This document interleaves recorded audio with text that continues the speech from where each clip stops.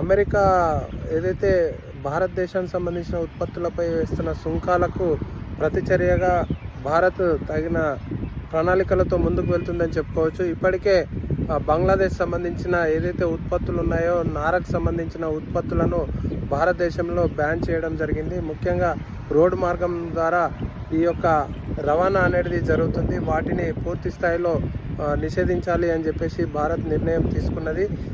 అంతేకాకుండా భారతదేశంలో భారతీయులందరూ కూడా అమెరికా ఉత్పత్తులను నిషేధించాలని చెప్పేసి భారతీయులందరూ కూడా సోషల్ మీడియాలో ప్రచారం చేస్తూ ఉన్నారు. ప్రధానంగా ఈ యొక్క చర్యలు చేపడితే మాత్రము అమెరికాకు సంబంధించిన ప్రధాన కంపెనీలు ఏదైతే కేఎఫ్సి కానీ, అమెజాన్ కానీ, డొమినోస్ కానీ ఇట్లాంటి వీటితో పాటు అమెజాన్ తదితర కంపెనీలకు భారీ ఎత్తున నష్టం వాటిల్లే ప్రమాదం కనిపిస్తూ ఉన్నది.